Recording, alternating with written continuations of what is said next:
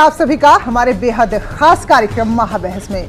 तो कश्मीर पर केंद्र सरकार ने बड़ा फैसला लिया, पूरे देश ने इसका जश्न मनाया, सरकार के समर्थन में पूरा देश खड़ा नजर आया। लेकिन इस हालात में विपक्ष देश के लोगों के मिजाज से अलग महफिल जमाने में लगा। विपक्ष ना तो सरकार के साथ दिखा, ना ही देश की जनभावनाओं के साथ। कांग्रेस और समाजवादी पार्टी की बात करें तो उन्होंने इस मुद्दे पर अपने ही पैर पर कुल्हाड़ी ही नहीं मारी, बल्कि कुल्हाड़ी के ऊपर अपना पैर दे मारा। ये रिपोर्ट देखकर और फिर समझने की कोशिश करेंगे कि आखिर विपक्ष की ये चूक किस वजह से हो गई। इस बिल का समर्थन करते हैं। अगर कश्मीर स्वर्ग है तो हम भी तो स्वर्ग को देख लें। जान दे देंगे इसके लिए। क्या बात कर रहे हो आप?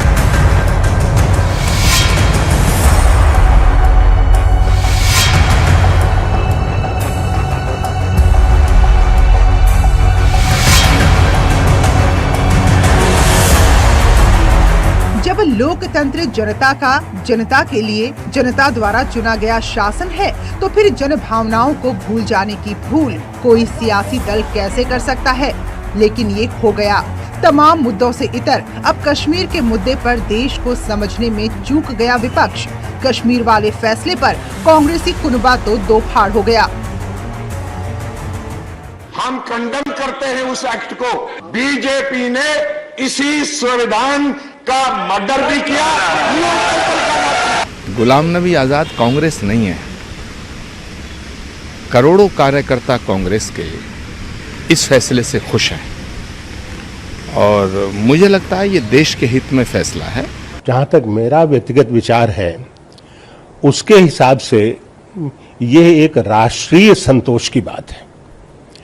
एक भूल जो आजादी के समय हुई थी, उस भूल को देर से ही सही सुधारा गया और ये स्वागत योग्य है। कांग्रेस की पहली पंक्ति के नेता ही कांग्रेस के रुख से रुस्वा दिखे। सिंधिया से लेकर शेरगिल तक, हुड्डा से लेकर द्विवेदी और देवड़ा तक, अशोक चंदाना से लेकर अदिति सिंह तक, सभी ने देश हित में मोदी सरकार के फैसले का समर्थन किया। वहीं राज्यसभा में मुख्य विप भुवनेश्वर कलिता ने और यूपी महासचिव एलपी सिंह ने तो ये कहकर इस्तीफा दे दिया कि देश से अलग जाकर आत्महत्या कर रही है कांग्रेस। जो हमारी पार्टी का स्टैंड है वो शायद मैं उसके साथ नहीं हूं, और जो सरकार ने 370 और 35A को हटाने का जो एक प्रस्ताव किया था, जो पास हुआ है, मैं उसके साथ हूं। दरअसल तो इतने बड़े मुद्दे पे मैं, जहां मेरी पार्टी से मेरी विचारधारा नहीं बन रही है, तो ऐसे मामले में मैं पार्टी के साथ बना रहूं और सहमत भी ना हूं, तो वो चीज़ मुझे शायद गवारा नहीं थी। लिहाजा मैंने एक बड़ा क्लियर सा स्टैंड लेके वहां से इस्तीफा दे दिया। 3 तलाक से लेकर 370 तक बसपा सुप्रीमो मायावती विपक्ष में रहकर भी सरकार की साथी बनी रही, जबकि बीजेपी का साथी जेडीयू बाकी हो गया। आरजेडी, ममता दीदी और अखिलेश यादव जनभावनाएं जान ही नहीं पाए। तरीका लोकतंत्र में नहीं हो सकता कि आप किसी को डरा के, किसी को धमका के। अंग्रेजों के जमाने में हमने सुना था कि डिवाइड एंड रूल। अब तो यह है कि डराओ और विजय पालो। बहरहाल नोटबंदी से लेकर पुलवामा तक विपक्ष गलती दर गलती करता रहा है। इधर कश्मीर को लेकर पूरा देश सरकार के साथ खड़ा दिखा है। वहीं विरोध का झंडा उठाए विपक्ष जनभावना से अलग अपना राग अलापता दिख रहा है।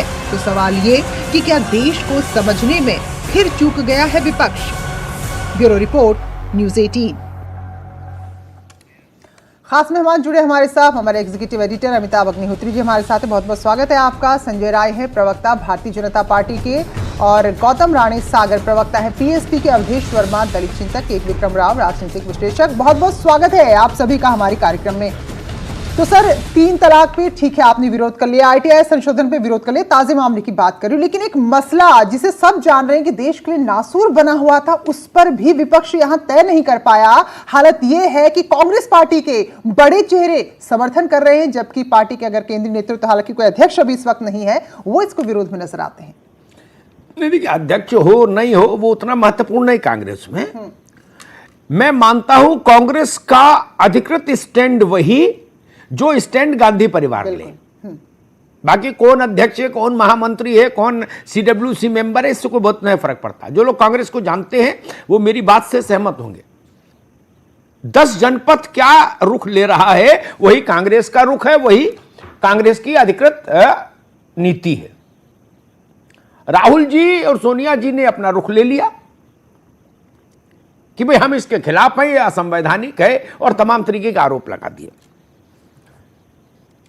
अब देश की सबसे पुरानी पार्टी जिसने दशकों तक भारत पर शासन किया, उसके नेतृत्व के दुर्दिन देखिए। वो अपनी राय से अपनी पार्टी को बांध कर नहीं रख पाया नेतृत्व।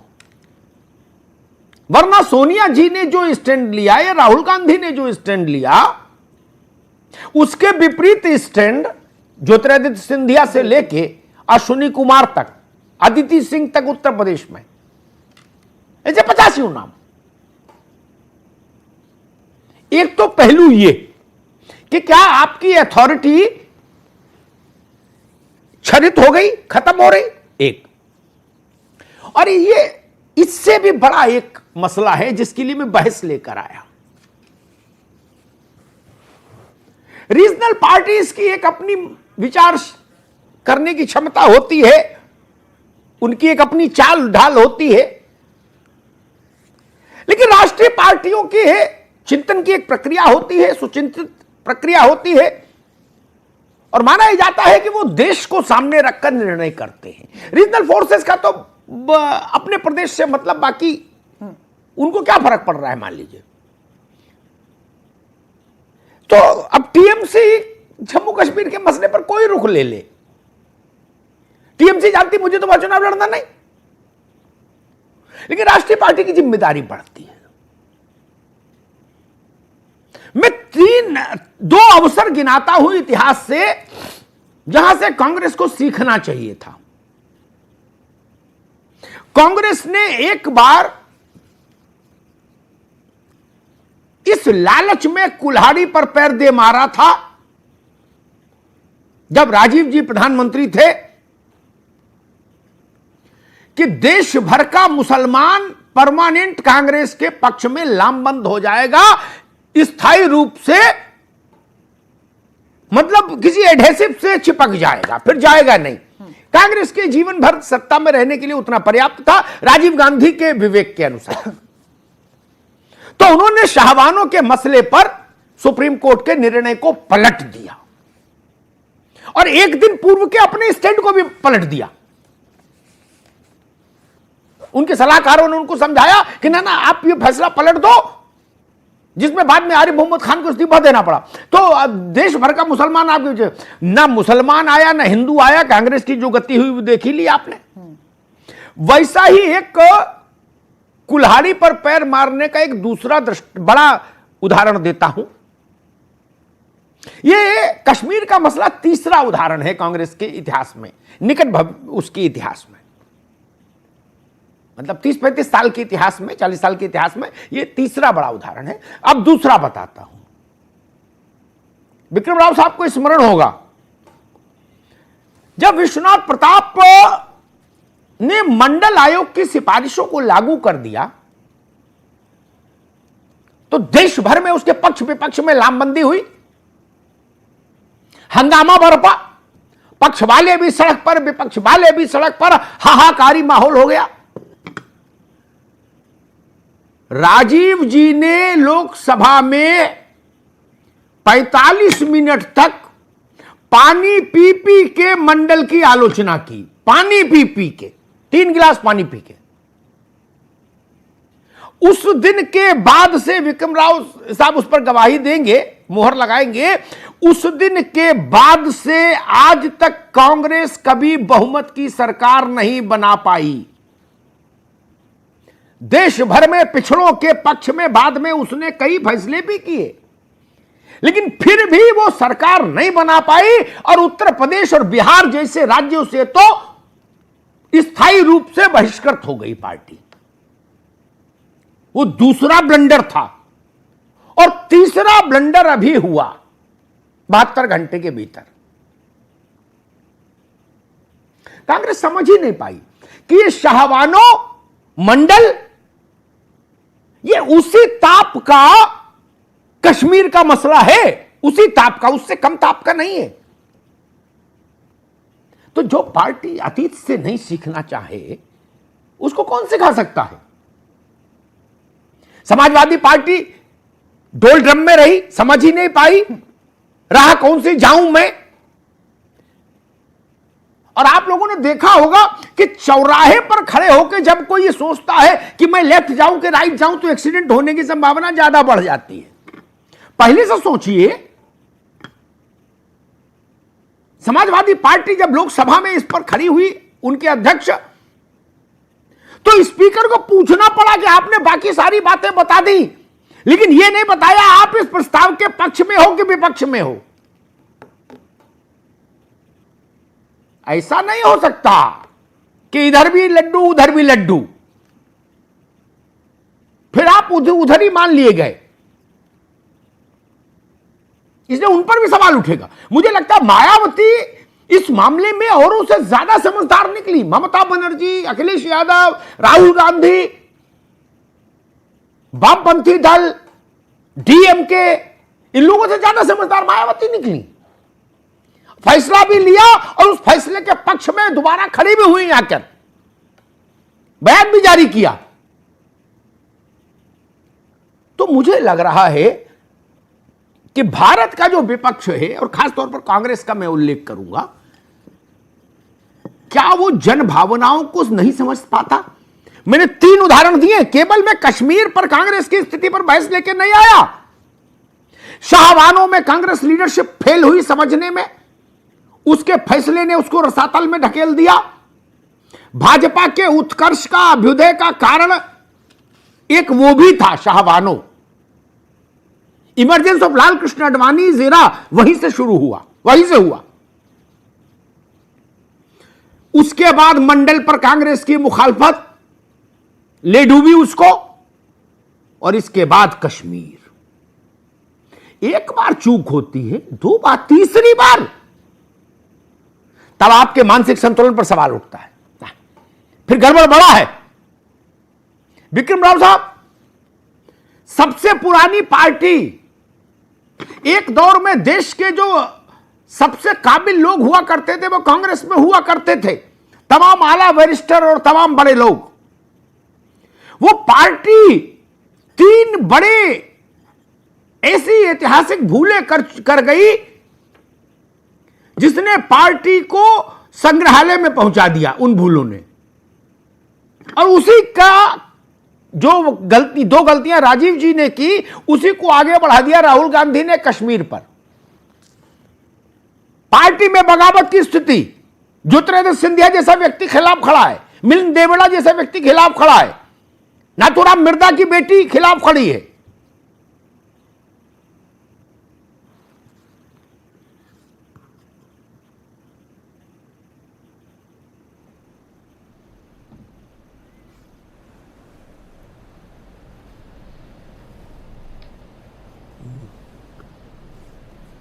जी राव साहब, राव साहब, आपकी आवाज कट गई थी बीच में। मैं चलिए जी, मैं कह रहा था अमिताभ भाई, आपकी टिप्पणी बहुत ही सटीक है कांग्रेस पार्टी की दुर्दशा के बारे में और कारण की। और ये मैं तुलना करूंगा कांग्रेस पार्टी की उस वेल मछली से, विकराल वेल मछली, जब मरने लगती है तो वो सागर के किनारे आती है और बालू पे मर जाती है। आज कांग्रेस पार्टी की वही दशा हो रही है जिसे आपने वर्णन किया है। लेकिन मैं जरा दूसरे पक्ष में सोच लूँ, आप नहीं महसूस करते कि 1971 के बाद जब बहस नाम की चीज़ मर गई थी कांग्रेस पार्टी के अंदर, आज वो उभर के आ गई है, आंतरिक लोकतंत्र स्थापित हो रहा है, फिर से विरोध की भावना पैदा हो रही लोगों में, खासकर जो युवा लोग हैं हिंदी पट्टी के खासकर खड़े हो गए कि नहीं, देश हित में है, पार्टी हित से देश हित बड़ा होता है। तो ये परिवर्तन का स्वागत ये देश करेगा कि सबसे पुरानी पार्टी के कुछ लोग बुद्धिमान हैं, सूझबूझ वाले हैं, दूरदर्शी हैं और समझ रहे कि परिवार के खिलाफ उन्हें फैसला करना होगा। अगर जीवित रहना है और मरना है तो कई तरीके हो सकते हैं। तो मैं यहाँ ये ज़रूर कहना चाहूँगा कि आंतरिक लोकतंत्र 1971 के बाद जब गरीबी हटाओ से जीती थी और बहुत आगे बढ़ गई थी इंदिरा गांधी, उसके पहले जो बहस थी जब देवराज अरस और तमाम लोग रहा करते थे, पार्टी में बहस होती थी। आज वो स्थिति आ गई है। इससे मुझे लगता है पार्टी का नया रूप आ सकता है। मैं आशान्वित हूँ, क्योंकि मैं बताऊँ अमिताभ भाई, आप और मैं, हम सब उस सोच के हैं जो इस देश में विपक्ष को मजबूत चाहते हैं। अगर विपक्ष कमजोर हो गया तो फिर तानाशाही। बिल्कुल ठीक बात। मैं हमेशा इसमें रहता हूं कि विपक्ष रहना चाहिए और मजबूत विपक्ष रहना चाहिए। विक्रम साहब, बिल्कुल आपने ठीक कहा, लेकिन मैं एक टिप्पणी करके गौतम राणे के पास जाऊंगा। विपक्ष रहे, मजबूत रहे, ये लोकतंत्र के लिए आवश्यक है, लेकिन विपक्ष के पास समझदारी भी हो, अन्यथा केवल मेरी और विक्रम राव के आपकी शुभकामनाएं उसको खड़ा नहीं कर पाएंगी। अब यहां पर भी कुछ होना चाहिए। यहां खाली होगा तो समस्या पैदा होगी। गौतम राणे, मैंने तीन उदाहरण दिए, तीनों उदाहरण ऐसे हैं, दो उदाहरण इतिहास बताता है, उन दोनों उदाहरणों ने कांग्रेस को रसातल में पहुंचा दिया। जितना नुकसान इमरजेंसी में नहीं हुआ, इमरजेंसी के कारण, उससे ज्यादा नुकसान शाहबानों के कारण हुआ, और जितना शाहबानों के कारण नहीं हुआ, उससे ज्यादा नुकसान मंडल आयोग की रिपोर्ट की खिलाफत करने के कारण हुआ। हिंदी पट्टी से कांग्रेस ही खत्म हो गई, झंडा डंडा सब गायब हो गया। जी अमिताभ जी, तीन जो टिप्पणियां आपने की है वो बहुत बेहतर टिप्पणियां हैं, उसमें कोई दो राय नहीं है। लेकिन विपक्ष गायब सिर्फ इसलिए नहीं होता कि वो समय पे अनुकूल टिप्पणी नहीं कर पाया, उसकी स्पष्ट सोच नहीं होती है। कांग्रेस हमेशा ये सोचती रही है कि मुस्लिम, शेड्यूल कास्ट और ब्राह्मण के दम पे राज किया जा सकता है, तो दूसरे पे कोशिशें क्यों की जाए, हमेशा उसकी कोशिश रही है। और जो तीनों उदाहरण आपने बताया है, वो तीनों उदाहरण सिर्फ इसी पे रहा है। चाहे वो 89 में मंडल कमीशन का प्रकरण रहा हो, चाहे उसके पहले के जो भी प्रकरण रहे हों, और जो साहबानों का भी प्रकरण रहा, वो मुस्लिम को अपीस करने का ही प्रकरण था। ये स्थिति जब तक यहां तक लेके चले जाएंगे, जब तक इसको सामूहिक नहीं करेंगे, सभी लोगों को सम्मिलित नहीं करेंगे, और उनकी जो तीन मूलभूत समस्याएं हैं, शिक्षा, स्वास्थ्य और रोजगार, उस पर बहस ही नहीं होने देते। चाहे विपक्ष हो, चाहे सत्ता पक्ष हो। सत्ता पक्ष अगर दूसरी जगह भागता है तो उस इशू पर बाद में फिर कभी जिम्मेदारी बनती है। गौतम जी, उस इशू पर कभी दोबारा बहस करेंगे। शिक्षा, मैं उसको ले नहीं रहा, मैं उसको ले नहीं रहा, आज सिर्फ इतनी बात, क्या विपक्ष जनता की नब्ज को समझने की, टटोलने की क्षमता खोता जा रहा है? आज की बहस का सवाल सिर्फ इतना है। गौतम राणे, ठीक बात है। अवधेश वर्मा के पास चलूंगा। अवधेश जी, ठीक है, गौतम राणे दोबारा आएंगे। अवधेश वर्मा जी, वही सवाल जो मैंने राणे जी से किया, क्या भारत का राष्ट्रीय विपक्ष और क्षेत्रीय विपक्ष, उसमें से अधिकांश दल जनता की नब्ज को टटोलने की जो एक कवायद होती है, जो महारत होती है, जो एक स्पेशलाइजेशन होता है सियासी पार्टियों के पास, क्या उस एबिलिटी को खो चुकी है? उसको ये पता नहीं लगता कौन सा मुद्दा आपकी बात से पूरी तरह का मैं सहमत, भारा है, कौन सा मुद्दा नहीं भारा है। अमिताभ जी देखिए, एक चीज तो आपकी बात से मैं पूरी तरीके से सहमत हूं। विपक्ष को ऐसा लगता है, हमें, जैसा मैं बहुत राजनीति देख रहा हूं इधर की, विपक्ष को ऐसा लगता है कि सरकार के हर निर्णय का विरोध करना चाहिए। ऐसा नहीं होता। जन भावनाओं के अनुकूल जो निर्णय होता है, उसके आके उस जन भावनाओं के अनुकूल जाकर उसका समर्थन भी करना चाहिए। आज अगर यह जन भावनाओं का इतना बड़ा मुद्दा 370 का, अगर लोकसभा और राज्यसभा में वोटिंग की स्थिति आ जाए, इसके मतलब आप जन भावनाओं के खिलाफ जा रहे हैं। आपको जन भावनाओं के, आप चाहे जितना मनभेद होता आपका, आप लोकसभा राज्यसभा में खूब चर्चा करते हैं, लेकिन मत विभाजन की स्थिति नहीं आना चाहिए था। यह देश की अखंडता के लिए बहुत बड़ा मुद्दा था, और एक अस्थायी व्यवस्था ऐसी जो 70 साल से चली आ रही है, और उसको बचाने के लिए आप मत विभाजन की बात कर रहे हैं। इसका मतलब ऐसा लग रहा है कि जो विपक्ष पूरा हुआ है, यह जन भावनाओं को समझ नहीं पा रहा है, और इसीलिए आज वो संकट के में दौड़ रहा है। वो विपक्ष बनने लायक भी उनको सीट जन भावनाएं नहीं दे रही हैं। और अमिताभ जी, एक चीज आप समझिए जो विपक्ष 4 दिन से मैं देख रहा हूं गाना गा रहा है कि हमें कॉन्फिडेंस में नहीं लिया गया, वो विपक्ष शायद लोकसभा में अगर अच्छी तरीके से अध्ययन करता तो उसको यह ना कहना पड़ता। मैं आपको एक उदाहरण पेश करना चाहूंगा। 2017 में डॉक्टर रत्ना डे ने यह सवाल लगाया कि क्या 370 खत्म हो रहा है, तो उस पर वहां उस समय गृह राज्य मंत्री ने कहा नहीं, वर्तमान में ऐसा कोई प्रस्ताव नहीं है। फिर ये 18 में लगाया, क्या खत्म हो रहा है, ये 18 में जो लगाया तब भी उन्होंने कहा नहीं, कोई ऐसा प्रस्ताव नहीं। अश्विनी कुमार ने लगाया था। इसके बाद 2019 में 23 तारीख को एक सवाल लगाया जयप्रकाश ने कि क्या वर्तमान में 370 व 35 से हटाने का विचार कर रही है सरकार। 23/7 को लगाया, यही अभी 7-8 दिन पहले। उस पर गृह राज्य मंत्री हमारे जो किशन रेड्डी साहब हैं, उन्होंने जवाब दिया कि वर्तमान में अनुच्छेद 35 और संविधान जम्मू कश्मीर पर लागू आदेश 1954 में निहित अनुच्छेद 370 के अंतर्गत भारत के राष्ट्रपति द्वारा जारी संविधान आदेश के माध्यम से जोड़ा गया था। उन्होंने बिल्कुल यह नहीं कहा कि हम इसको प्रस्ताव है या नहीं है। इसका मतलब विपक्ष अगर वहां पढ़ लिख रहा होता तो उसको समझ में आ जाता कि अगर भारत सरकार का यह जवाब गृह राज्य मंत्री का पटल पे यह आ रहा है कि ऐसी व्यवस्था है जो जोड़ा जा रहा, तो इनको खुद समझ जाना चाहिए था कि इसकी तैयारी हो रही है। तो यह कोई ऐसा नहीं है कि उनके संज्ञान में नहीं लाया गया, क्योंकि वहां पढ़ते लिखते लोग नहीं है, इसलिए उनको लग रहा है कि उनको गुमराह किया गया। मैं ये कहना चाहूंगा अमिताभ जी, ठीक है अवधेश जी, बिल्कुल अमिताभ जी, एक चीज और मैं कहना चाहूंगा, सही मायने में बाबा साहब का संविधान अब पूरे देश में लागू हुआ। सही मायने में बाबा साहब का संविधान अब देश में पूरी तरीके से लागू हो गया, ये हम कह सकते हैं। अभी तक नहीं लागू जी, ठीक है, ठीक है, ठीक है। वीरेंद्र नाथ भट्ट साहब,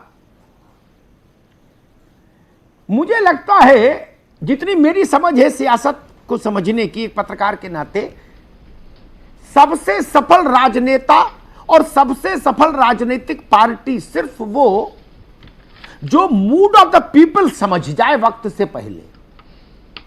इसके हजारों उदाहरण हैं, समय नहीं इसलिए उदाहरण नहीं दूंगा, आप लोग जानते ही। मैंने वाजपेयी जी से पूछा एक बार, अटल जी से, कि भाई 71 में सब लोग इतना तारीफों का पुल बांध क्यों दिए आप लोग भी, आपकी तो अदावत थी। तो वाजपेयी जी ने मुझसे कहा कि अग्निहोत्री जी, हम इंदिरा जी की प्रशंसा नहीं कर रहे थे, हम देश के मूड को समझ रहे थे और उसके अनुरूप चल रहे थे। देश उस वक्त वही चाहता था। तो इसका मतलब ये थंब रूल है, पीपल्स विल, देश की इच्छा के साथ बहो अगर सियासत करनी है वोट की। तो विपक्ष तो मुझे लग रहा है इस नॉर्म पर, इस कसौटी पर ध्वस्तमान हो गया।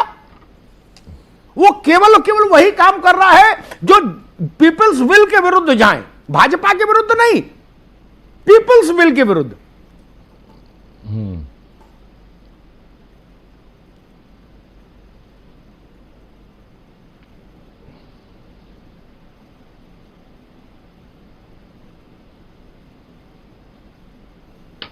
आवाज बोले। अभी आपने कांग्रेस के इतिहास की चर्चा की है 85 से लेके आज तक। मैं आपको थोड़ा और पीछे ले जाऊंगा। 70 के दशक के प्रारंभ में पंडित कमलापत त्रिपाठी उत्तर प्रदेश के मुख्यमंत्री थे। तब उन्होंने एक बार कहा था कि पहले कांग्रेस की सरकार थी, अब सरकार की कांग्रेस है। और उसका परिणाम आज ये सामने आ रहा है कि जैसा कुछ लोगों ने कहा भी है कि आज कांग्रेस की हालत जो है वो हेडलेस चिकन वाली हो गई है। 2007 में जब इंडो यूएस न्यूक्लियर डील को लेकर विवाद चल रहा था, तब अमेरिका में भारत के एम्बेसडर रोनेन सेन ने बयान दिया था भारत के सांसदों के बारे में, तो उनको उस बयान पे माफी मांगनी पड़ी थी। लोकसभा में आधीर रंजन रे आर्टिकल 370 पर बहस शुरू करते हैं। उनको ये नहीं मालूम है कि कश्मीर इंटरनल अफेयर है या बायलैटरल अफेयर है। उनको इंटरनल अफेयर और बायलैटरल अफेयर का मतलब नहीं मालूम है। और वो यहां तक बोल गए कि कश्मीर तो यूएन की मॉनिटरिंग के अंडर में है। गृह मंत्री अमित शाह तक को इस पर आश्चर्य हुआ कि ये क्या बोल रहे हैं। और आज हालत ये है कि नेहरू के खिलाफ एआईसीसी ने प्रस्ताव पारित किया। नेहरू ने कहा था, और ये बात बहुत बार कही जा चुकी है, कि धारा 370 घिसते घिसते घिस जाएगी। 1965 में गृह मंत्री थे नंदा जी, उन्होंने कहा कि यह सुरंग है, इससे बहुत कुछ निकल चुका है, थोड़ा और निकलना बाकी है। कल एआईसीसी ने प्रस्ताव पास करके आर्टिकल 370 का विरोध किया। वो खाली मामला आर्टिकल 370 का नहीं है, आरटीआई बिल आया लोकसभा में, ट्रिपल तलाक बिल आया लोकसभा में। इन दोनों मुद्दों पर आप कांग्रेस का स्टैंड देख लीजिए, वो बिल्कुल ही इनकोहेरेंट था, कोई उसका स्टैंड कहीं से सुसंगत था ही नहीं। और पार्टी को कुछ, और आज जो मैंने कहा हेडलेस चिकन है, इनको पता नहीं है कि कब क्या बोलना है, कहां क्या स्टैंड लेना है, और एकदम पैनिक की स्थिति में है। यूपी में कुछ बोल रहा है, कोई कुछ बोल रहा है, केंद्रीय नेता कुछ बोल रहे हैं, जैसा भी आपने दिखाया। तो कांग्रेस की हालत ये एक दिन में नहीं हुई है, ये जब से कांग्रेस में 69 में स्प्लिट हुआ, हाईकमांड कल्चर आया, सब पार्टी के संगठन को संगठित तरीके से खत्म किया गया, और आज उसका परिणाम सामने है कि कांग्रेस को कुछ पता नहीं है कि कहां क्या हो रहा है। और एक बात और जो मैंने देखी है पिछले 3 दिनों में, अब कांग्रेस हाईकमांड यानी गांधी परिवार का वो डर या भय अब कांग्रेस के सांसदों पर, उन नेताओं पर अब दिखाई नहीं पड़ता। ठीक है, मैं संजय राय के पास चलूंगा। जो बात अंत में कही भट्ट साहब ने, वही बात मैं आरंभ में कह रहा था जब मैंने इस बहस की शुरुआत की थी।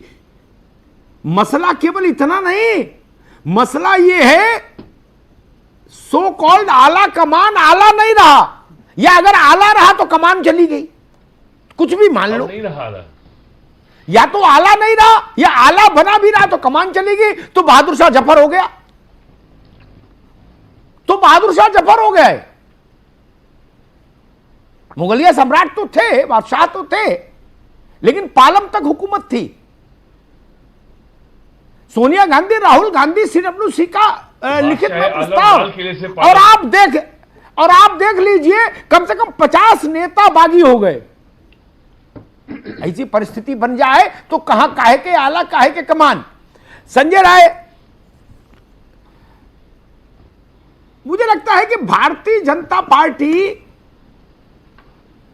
औरों से इस मामले में ज्यादा चतुर है, कुशल है, कि मूड ऑफ द नेशन वो समझती है औरों से ज्यादा बेहतर ढंग से, कि किस वक्त में क्या चीज देश के मन को छू जाएगी। और चूंकि राजनीति अवधारणाओं पर आधारित होती है, भावनाओं पर आधारित होती है, जमीन की डिलीवरी तो एक बहुत छोटा सा हिस्सा होता है चुनाव में जीत हार के लिए, ज्यादातर इमोशंस पर इलेक्शन ट्रेवल करता है। एक चाहे कोई इलेक्शन उठा के देख लीजिए, तो ये बात समझ जानते हैं, क्योंकि जब आप नोटबंदी को जीत का औजार बना ले गए तो छोटा मिरेकल तो नहीं था भाई। आपके इस क्षमता को भी प्रणाम। तो यह तो कश्मीर है, इसमें तो मामला बिल्कुल ही ठीक है। नहीं, नोटबंदी में तो थोड़ा संशय भी था कि मामला गड़बड़ा सकता है, बिल्कुल ठीक। लेकिन जब उसके बाद आप उत्तर प्रदेश में 325 सीट जीत सकते हैं, तो ये तो कश्मीर है। गांव-गांव, घर-घर लोग जानते हैं कश्मीर के मसले को। अमिताभ जी, नोटबंदी पर विपक्ष पूरे चुनाव भर बोलता रहा, लेकिन जो देश का गरीब आदमी है आज 19 के इलेक्शन के बाद भी मानता है कि नोटबंदी से अमीर लोग पैसा दबाए थे, उनको बैंक में जमा करना पड़ा या सो करना पड़ा या नदी में फेंकना पड़ा। मैं एक दो बात आपकी बात में जोड़ूंगा, क्योंकि आज की बहस बड़ी मौजू है। पहली बात यह है कि 2 ऐसी घटनाएं हैं, किस तरह से पिछले 5 साल की सरकार में मोदी जी देश की जनता को नब्ज ही नहीं समझे, बल्कि देश की जनता में यह विश्वास अपने प्रति पैदा किए। 2 मैं छोटा उदाहरण दूंगा।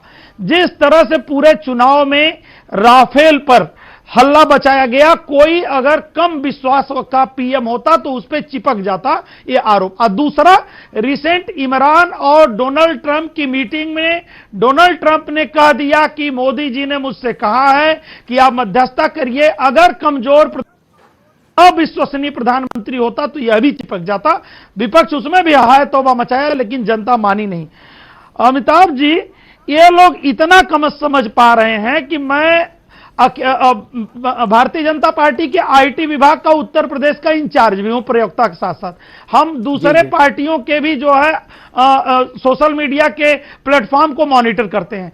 सपा के जो ऑफिशियल फेसबुक पेज है और ट्विटर हैंडल है, मॉनिटर हम लोग कर रहे थे, उस पर 70% यंगस्टर यादव लड़के जो इनको कोस रहे थे कि आप लोगों को बिल्कुल बुद्धि नहीं है, नेशनल इंटरेस्ट नहीं जानते हो, जनता का नब्ज नहीं समझते हो, आप लोग कुछ नहीं जानते हो, बहुत भला बुरा कह रहे थे। ये मतलब कि एक जिसको कि राज्यसभा के जिस दिन बिल पेश हुआ उस दिन ही शाम को कमेंट आ गया, फिर भी अगले दिन अखिलेश यादव उस अपने ट्विटर हैंडल को भी शायद नहीं देखते हैं, फेसबुक पेज के कमेंट को भी नहीं पढ़ते हैं, और अगले दिन भी वो उल्टा ही भाषण दे रहे थे। दो, तीसरी बात यह है कि एक हाय तौबा ये लोग मचाते थे बहुत ज्यादा कि भाई ये जो अनुच्छेद 370 होगा देश में आग लग जाएगी, फलाना होगा, धमाका होगा। भाई 144 तो कश्मीर में लगी है ना, देश में तो 144 नहीं लगा, कहीं हाथ तौबा तो नहीं मचा, कहीं कोई अप्रिय घटना नहीं।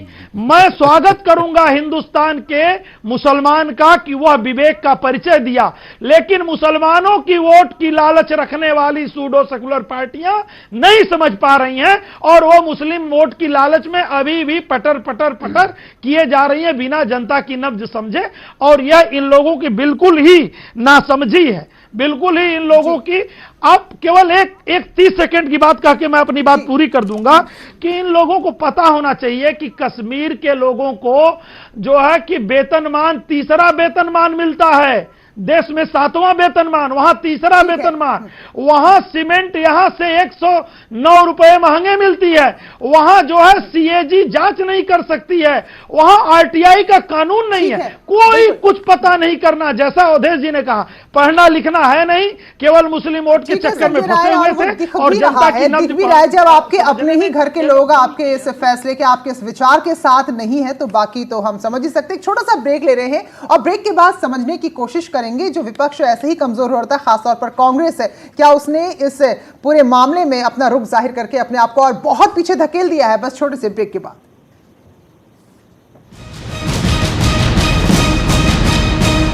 स्वागत है। ब्रेक के बाद तो 370 के बाद जिस तरह से विपक्ष बटा हुआ है, खासतौर पर कांग्रेस की बात करें तो क्या उसके आगे के परिणाम हो सकते हैं। तो अमिताभ जी क्या लगता है कि यहां से कांग्रेस ने, क्योंकि हम पिछले जो भी हम चुनाव के नतीजे देख रहे हैं, यहां से उसने अपनी राह अब तक की सबसे मुश्किल राह कर दी, अगर कांग्रेस के ही हम राजनीतिक सफर को देखें तो? मुझे लगता है कांग्रेस की अब कोई दूसरा मदद नहीं कर सकता, कांग्रेस खुद ही अपनी मदद कर सकती, कोई दूसरा की सलाह से कांग्रेस का भला नहीं होने वाला। विक्रम राव साहब कह रहे हैं कि आंतरिक लोकतंत्र बहाली हो रही है, चलो ये ठीक बात है, लोकतंत्र तो होना ही चाहिए, आंतरिक लोकतंत्र, लेकिन वैचारिक तौर पर जितनी दरिद्र कांग्रेस राजीव गांधी के दौर के बाद से हुई है वैसी कभी कांग्रेस रही नहीं। विक्रम राव साहब, ये बड़े काबिल लोगों का संगठन हुआ करता था।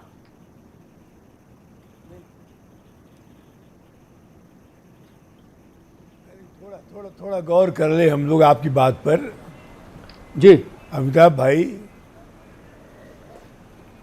थोड़ी मैं ये कह रहा था इसके पहले कि मैं आपके पहलू पर कुछ टिप्पणी करूं, जरा गौर कीजिए। लोहिया मधुलिम में भीम अम्बेडकर विरोध कर चुके 370 का, उनके बावजूद उनका नाम लेने वाले पिता पुत्र ने, समाजवादी पार्टी ने विरोध कर दिया। क्या विरोधाभास है। खैर, अगर मैं आपसे ये समझना चाहूँगा, आप ही के जो आपने टिप्पणी शुरुआत में बहुत अच्छी की थी, मान लीजिए, कल्पना कीजिए अगर ये माँ बेटे लोकसभा में खड़े होके कह देते कि कांग्रेस पार्टी राष्ट्र हित में 370 का विरोध करती है, तो जानते क्या होता? गजब हो जाता। ये लंबी छलांग भाजपा ले रही है, छलांग आधी रह जाती और 5 विधानसभा के चुनाव जो होने वाले कांग्रेस पार्टी की होने वाली दुर्गति बच जाती। लेकिन आत्मघाती जो बिल्कुल आत्मघाती, समय कम है, वही मैं सब छोटी छोटी टिप्पणी सबसे ले लूं। अवधेश वर्मा, क्या कांग्रेस ने अपने नुकसान की, अपनी क्षति की पटकथा लिख ली संसद में? देखिए, छोटी सी टिप्पणी।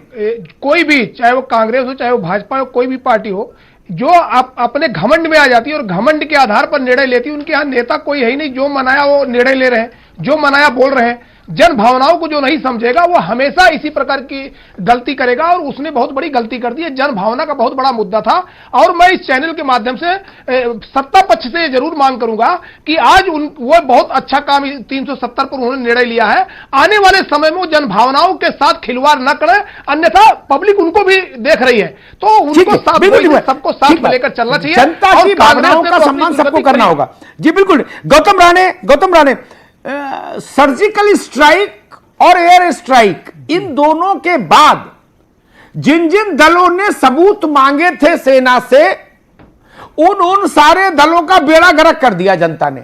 बताओ, फिर भी समझ नहीं आता। भाजपा ने नहीं बेड़ा गर्क किया, जनता ने वोट से बेड़ा गर्क किया। भाई लिस्ट उठा के देख लो, जिन जिन ने सबूत मांगे थे सेना से। अभी देखिए अमिताभ जी, अभी हम लोग इस 370 पे बात कर रहे हैं, तो दो बातें बड़े स्पष्ट तौर पे आ जानी चाहिए थी। पहली ये कि जो जम्मू कश्मीर का प्रकरण है या कश्मीर का प्रकरण है, चाहे इंडिया ऑक्युपाइड कश्मीर हो या पाक ऑक्युपाइड कश्मीर है, वहां 100 असेंबली की सीटें पहले थी, जो 1987 में अमेंडमेंट करके 20वां संशोधन करके 111 सीटें बनाई गई। आज भी 87 सीटों पे चुनाव होते हैं, 24 सीटें खाली पड़ी रहती हैं। इसका मतलब यह माना जाता है कि पाक ऑक्युपाइड कश्मीर भी भारत का ही अंग है, ये उस तरह से माना जाता है। इसमें जब यह कहा जाता है कि धारा 370 खत्म किया गया, तो स्पष्ट देश के सामने आना चाहिए कि धारा 370 खत्म नहीं किया गया।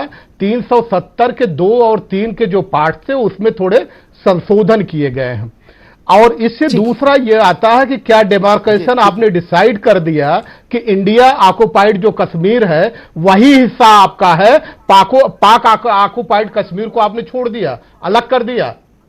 ये बड़ा मसला है, इस मसले की बात होनी चाहिए। गौतम, प्रगतिशील समाजवादी पार्टी, ठीक, अरे सुनो भाई, समाजवादी पार्टी की चक्कर मत पड़ो अभी, प्रगतिशील के, है ना, ये मसला बहुत बड़ा है, उसके चक्कर में भी आप मत पड़ो। गौतम राणे ने एक सवाल उठाया, तकनीकी तौर पर उनकी बात दुरुस्त है, लेकिन मैं अपने तजुर्बे से कहूंगा, राजनीति तकनीक से नहीं चलती। और जो तकनीकबाज नेता हुए, जो धारा उपधारा खंड उपखंड अनुच्छेद ये सब ज्ञाता हुए इनके पार्लियामेंट में, वो लोग देश के बड़े राजनेता बन ही नहीं पाए। जनता मोटी बात समझती है। गौतम राणे, आप लोगों की समझ में बात कब आएगी?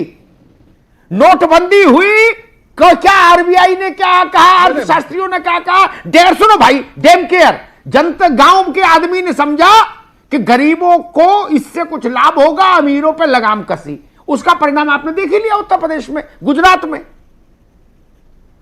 जो इतने नासमझ हैं विपक्ष के लोग, उनके प्रति मेरी शुभकामनाएं हैं, इसके अलावा कुछ नहीं हो सकता उनका। वीरेंद्रनाथ भट्ट, मसला है परसेप्शन का। जनता ने क्या समझा, हुआ क्या नहीं हुआ ये छोड़ दीजिए। जनता ने क्या समझा, जनता ने अच्छा समझा तो आपकी जय जय, जनता ने खराब समझा तो खत्म। जनता सीएजी नहीं मसला है संवाद का, नहीं मसला है अवधारणा का, मसला है जनता से संवाद का, परसेप्शन का। जी संवाद तो बाद में होता है, पहले एक्शन होता है, उसके बाद संवाद होता है। जी पहले सर्जिकल स्ट्राइक होती है, पहले नोटबंदी होती है, पहले 71 की लड़ाई लड़ी इंदिरा गांधी ने, तो जनता उसका मैसेज रिसीव करती है। जनता मूर्ख नहीं है भट्ट साहब, वो मैसेज ड्रॉ करना जानती है। मैं आपकी बात कह रहा हूं, मैं आपकी बात कह रहा हूं कि अगर आपका जनता से निरंतर संवाद होता तो आपको मालूम होता कि जनता के मन में क्या है। मैं आपको उदाहरण दे रहा हूं कि ग्रामीण आवास योजना इस देश में पिछले 30 साल से चल रही है, लेकिन नरेंद्र मोदी गवर्नमेंट के आने के बाद से गांव वालों को आवास मिला, ये पूरा देश जान गया। जनधन योजना के बारे में लोग जाने पिछले 5 साल में, लेकिन कांग्रेस के जमाने में फाइनेंशियल इंक्लूजन योजना 2005 में शुरू हुई, देश में कोई नहीं जाना। और दूसरी बात यह है कि 2014 में सत्ता से बाहर आने के बाद कांग्रेस आज भी जो उनका फ्यूडल एरोगेंस का जो माइंडसेट है वो उससे उबर नहीं पाई है। कभी ये आरोप कि ये तो हमारी योजना है, इसको आप ले आए, कभी ये कि केवल हमको सरकार चलाना आता है, आपको सरकार चलाने का शऊर नहीं है। तो जब आप इसी एरोगेंस में डूबे रहेंगे, जनता से आपका संवाद नहीं होगा, तो आपको कैसे मालूम पड़ेगा? तो जो आपका कनेक्ट विद द ग्राउंड है, जनता के मन में क्या चल रहा है, इसकी आपको जानकारी नहीं होगी। बिल्कुल बिल्कुल भट्ट साहब, बिल्कुल दुरुस्त बात आपने कही जी। ठीक है भट्ट साहब, समय कम है। संजय राय के पास चलूंगा। संजय राय, मुझे लगता है हिंदुस्तान का जो कॉमन मैन है वो बहुत मोटा सा एक निष्कर्ष निकालता है, फिर किसी की नहीं सुनता। उसने मान लिया कि आदमी अच्छा है, ईमानदार है, बहादुर है, तो मान लिया। उसने मान लिया नेता कमजोर है तो कमजोर है, फिर आप कोई सर्टिफिकेट दिखाओ कि नहीं अब ये विटामिन भी ले रहे हैं, वो मान लेगा कमजोर है। अकलदार नेता है तो अब वो ही चले, मान लेगा थोड़ी अकल कम है तो फिर वो मान ही लेगा। फिर उस परसेप्शन को बदलने का आज के सोशल मीडिया के युग में भी कोई उपाय नहीं है। क्या गलत कह रहा हूं भाई?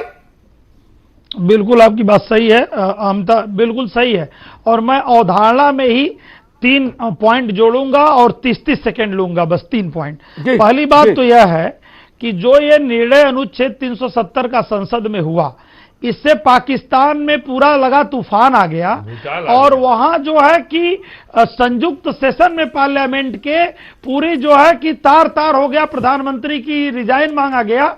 तो जिस बात से पाकिस्तान, जो अवधारणा जनता में बनी कि जिस एक्शन से भारत सरकार के पाकिस्तान की सरकार और जनता हिल गई, और वही उसी के साथ खड़े हैं विपक्ष के लोग जो कि भारत सरकार का इसमें विरोध के। नंबर 1। नंबर 2, एक और बात हुई है कि एक आरोप पिछले 5 साल में मोदी जी के ऊपर विदेश जाते हैं। विदेश जाने का परिणाम है, कूटनीति का परिणाम है कि आज पाकिस्तान के इतने रोने धोने के बाद भी कहीं समर्थन उनको दुनिया भर में नहीं मिल रहा। 2 और तीसरी जो धारणा बनी है वह यह बनी है कि वहां के जो अलगाववादी नेता है और वहां जो राजनीतिक 3 घराने हैं जो वहां उकसाते हैं पत्थर चलाने वाले नौजवान को, वहां जो है आतंकी बनने के लिए, उनके बच्चे विदेश में पढ़ते हैं, वो सब अरबपति हैं और उनके बच्चे विदेश में पढ़ के लड़के लड़की वहीं शादी करके वहीं नौकरी करते हैं।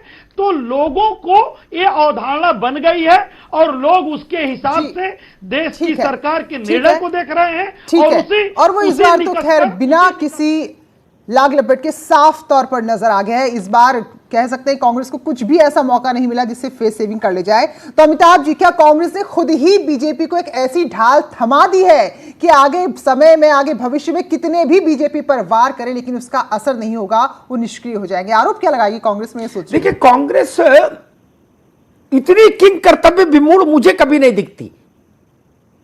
कुछ दौर उसका हम लोगों ने साक्षात देखा, कुछ पुराने लोगों से सुना, विक्रम राव साहब जैसे लोग या और पुराने लोगों से। मैंने 3 कांग्रेस की ऐतिहासिक भूलें बताई थी। कांग्रेस के 3 ऐसे काम बता देता हूं जिन्होंने इस देश में इस बात की बुनियाद रखी कि जनता के मन को समझिए, उसके हिसाब से अपना पत्ता चलिए और तुरंत रिजल्ट लीजिए। नोट करिए भाई प्रवक्ता लोगों, 3 उदाहरण दूंगा। उन तीनों उदाहरण ने देश की राजनीति को बदल कर रख दिया था। लग रहा था केवल कांग्रेस ही बची देश में, बाकी सब साफ। बैंकों का राष्ट्रीयकरण। ननकू से पूछा एक विदेशी पत्रकार ने कि तुम क्यों नाच रहे हो, तुम कभी बैंक गए हो? उसने कहा हम तो नहीं गए, हम जाए भी नहीं पाएंगे, लेकिन अब हमारा लड़का अगर जब बड़ा होगा तो उसका खाता खुल जाएगा। यह काम इंदिरा गांधी ने कर दिया।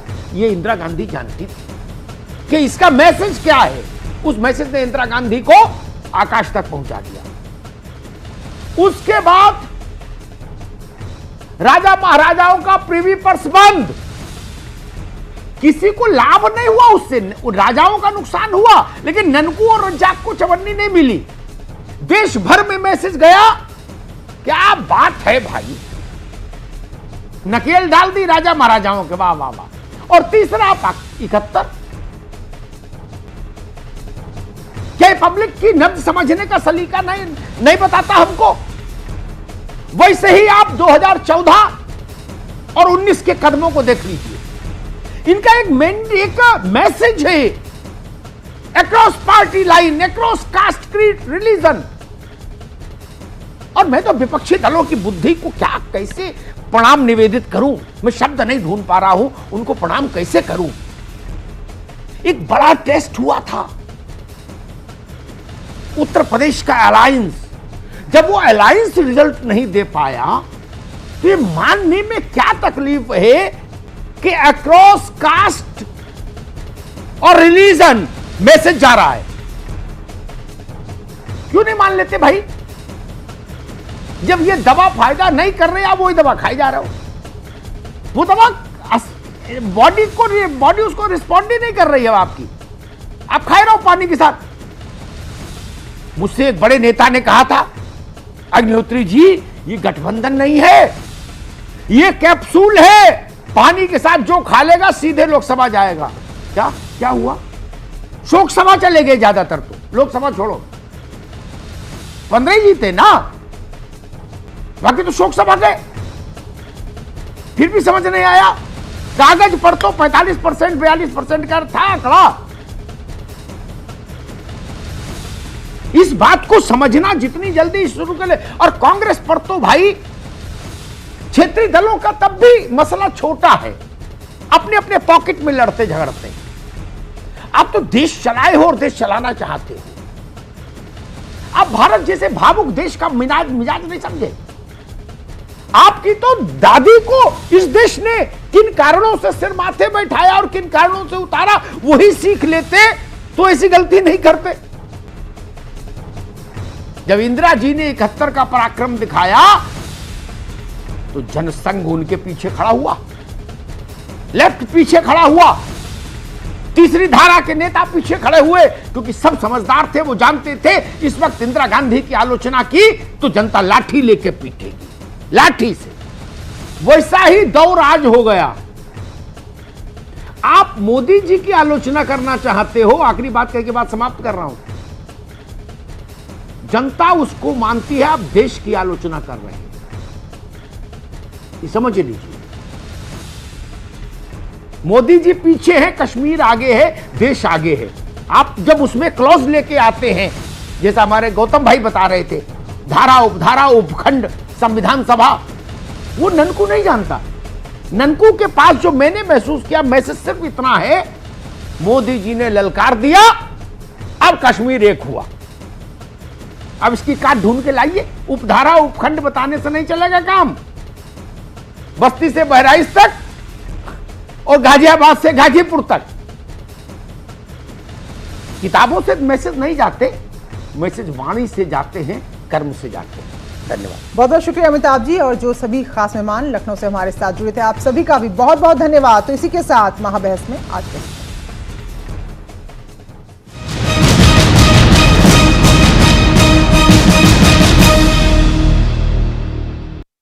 क्या आप दुबले पतले